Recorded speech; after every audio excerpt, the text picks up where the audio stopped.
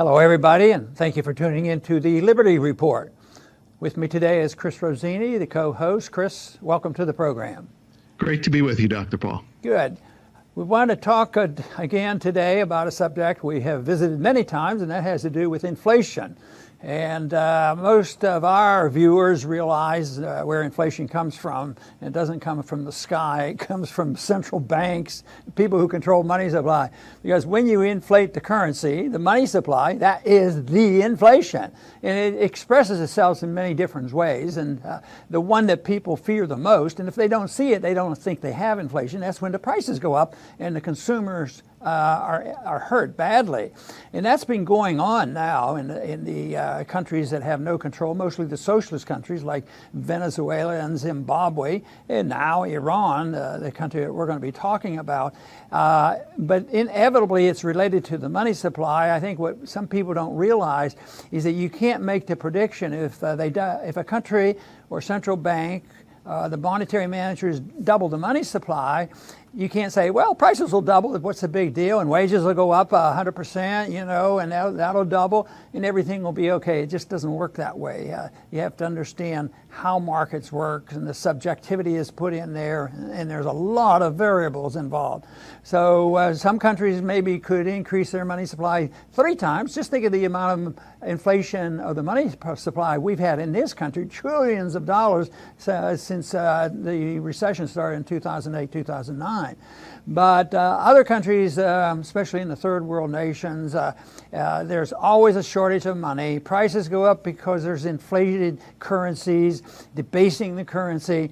And the mantra is always, well, we don't have enough money. So that invites, guess whom? The socialists. Even though they caused all the problem of spending for socialist program, they yell and scream. So the socialists say, well, what we need to do is tax the economy more, take more money out and print more money. People have to have more money to pay the bill.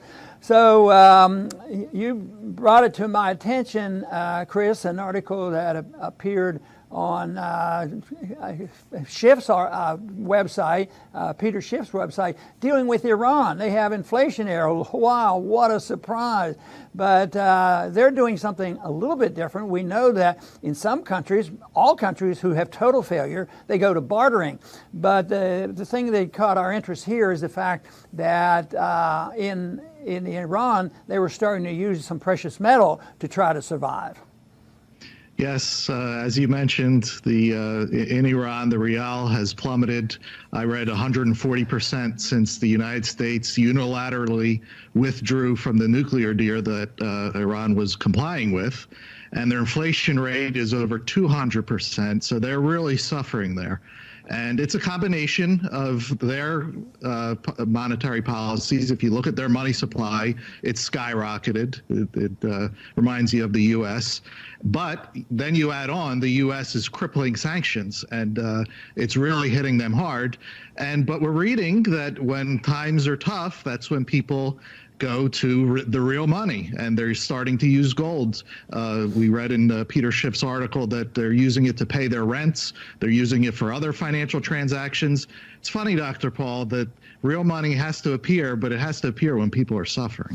In more authoritarian societies, what they do to control the government, not let anybody be independent and survive, is they eliminate the right of people owning gold and using gold, and they don't want you to be able to do that. And just think of what our government did to our people in the 1930s. They inflated throughout the 20s. They had these booms in the stock market. There was a crash, and then what was the first thing to be done when Roosevelt came in? He confiscated the gold. He didn't want anybody, holding on to gold for protection and taking care of themselves. And this is one thing that they do. They wanted to. They believe the Roosevelt administration believed that people might hold on to the gold and plan and take care of themselves and sort of sort things out.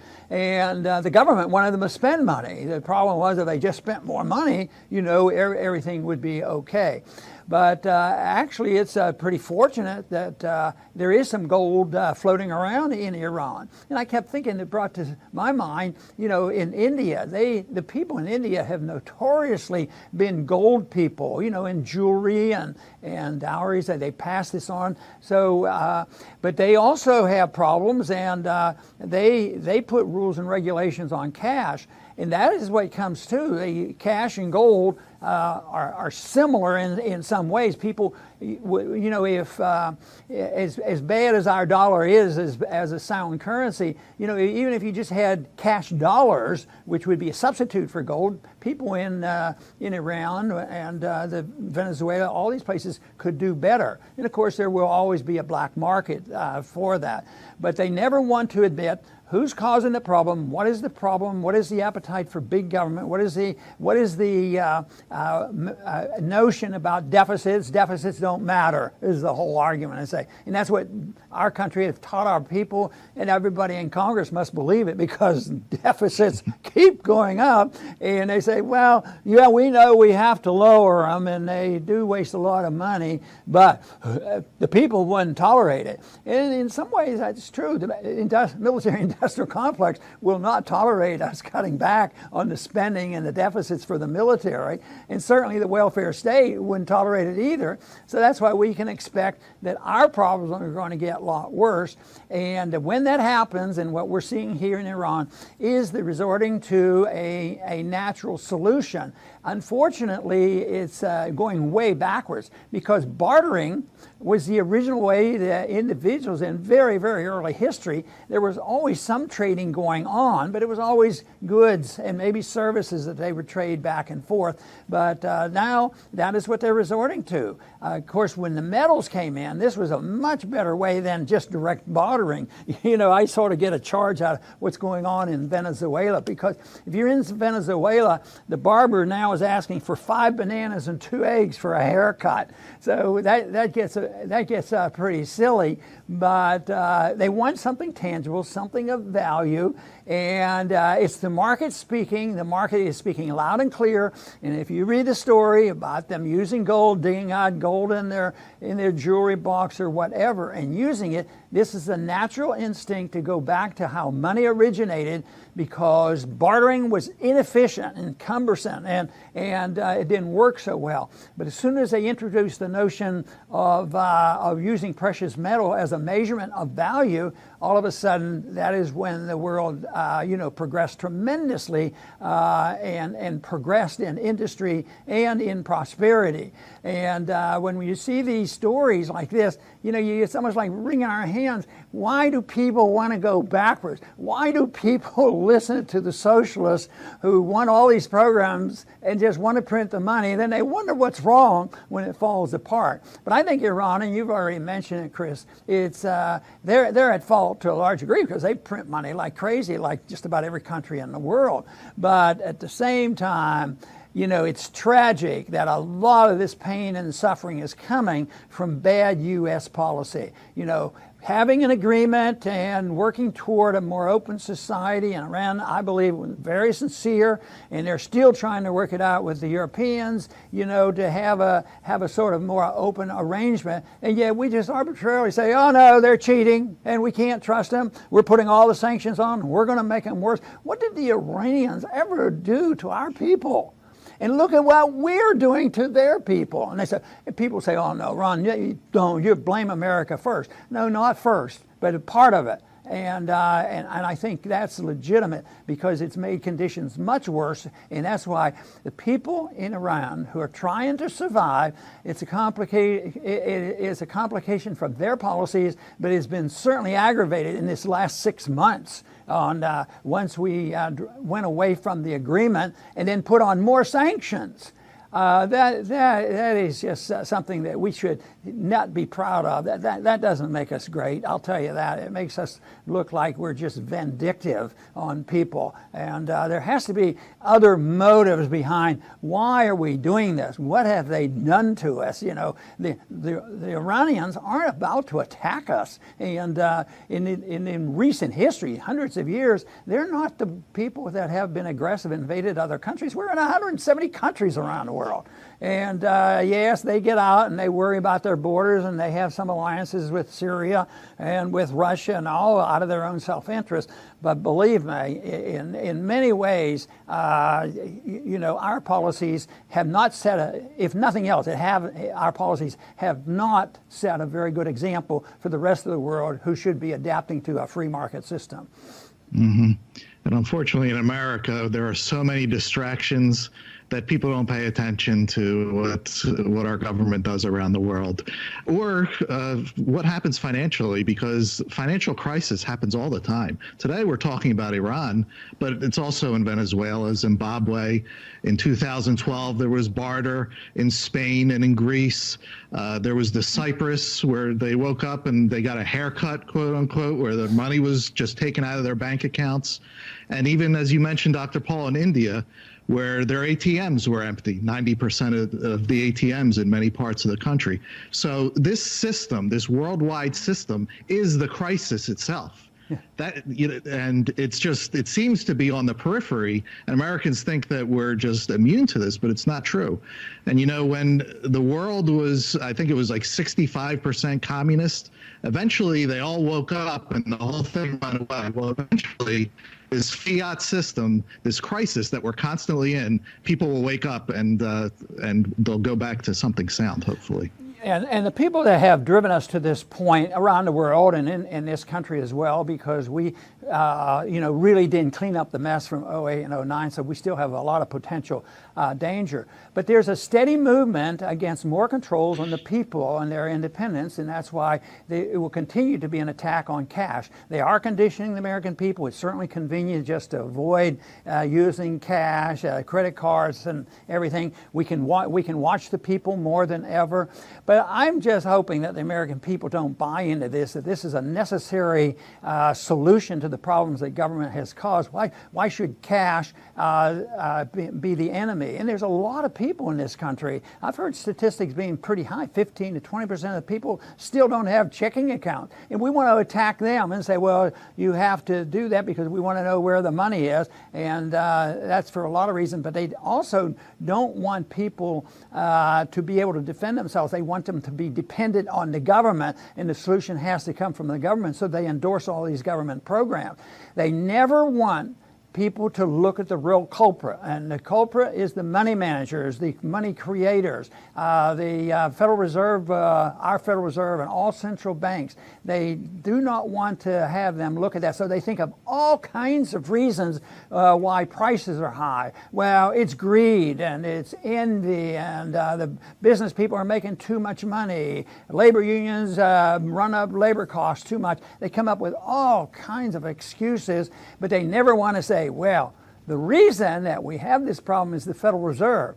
I think there's more people now thinking about it and looking at the Federal Reserve as a culprit. But basically, the average person on the street will buy into it. And I think this superficial, and I consider it superficial, response to the socialists shouting out now that the problems all came from capitalism and too much freedom, and therefore we have to have socialism. Everything has to be free, and then there's no problem. And we'll set the prices. But that is so naive and so dangerous, because ultimately it's dangerous to our liberties. Whether it's taking away your right to keep cash and spend it when you want, or to run your life as you choose. But ultimately, if we allow this to get out of hand, the people who are in charge will always use more government force. It will not be a voluntary society, and that's what markets are all about. Voluntarism that I think is so important. Yes, I'll finish, Dr. Paul. It seems to be human nature that when things get bad enough, you're forced to choose. You either sink or you swim. And we're seeing in Iran that some people are choosing to swim. They're going back to real money. They're using it no matter what the government says or does. And ultimately, that's what the establishment lacks. They can have the biggest militaries. They could have all the university professors. They can have all the media. But the one thing that they lack is the truth. And ultimately, the truth comes back to bite them every single time. There's no exceptions. So hopefully we're providing some value to our viewers, passing on some truth that they can use with their lives so that they can thrive no matter what conditions governments and central banks set up for them outside. There was a time that the economists of the world believed that if you had an exchange, that one side suffered, the other one benefited. And that was then, for a long, long time, they thought that had to be that way. And then it finally worked out in the more modern age that they discovered that both sides benefit. Both sides should be happy. It should be voluntary. I give some money, I get my product. He's glad to have the money, I'm glad to have the product, and it's all voluntarism. But when the market gets shaky, like we have it, and the world is shaky, they have to find scapegoats, and they have to blame, and then they justify that for more government, like price controls. We'll put controls on them, and we'll make sure that nobody has any take advantage of this. But we should remember that a voluntary exchange benefits both sides, and of course, the most important thing on voluntarism in economics is that you have a good measuring rod of value, and of course, that's a sound currency, and that would go a long way to facilitating, prosperity and actually facilitating liberty. Because the more freedom a country has, the greater is the size of the middle class, and our middle class is now shrinking in spite of this grand prosperity. And we've talked about it on this program. The middle class is very, very unhappy, but that's a predictable event. The middle class would suffer with inflation. When you increase the supply of money for special benefits, it gravitates to the bankers and the military-industrial complex, the corporations, the special interest groups. So that is the real problem. So it was a predictable event, but it still is amazing because every night you can see, the economy is the best it's been in 60 years. Well, if that were the case, and in some regards, I think there's some truth to some of the statistics, but if that were really true, why would there be so many people unhappy, willing to take on freedom and say, no, what we need are socialist managers? I think it's a bunch of people who are also very hungry for tyranny because they think people are dumb. I've heard too many politicians tell me people are dumb, that's why they need us to help them and take care of them. And I said, yeah, you take all those dumb people you don't like and put them in government, and then we all suffer. So I like the voluntary approach, and I like the limited government approach. And of course, that would give us a greater chance to achieve peace and prosperity, and a huge middle class that would be very prosperous. I want to thank everybody for tuning in today to the Liberty Report. Please come back soon.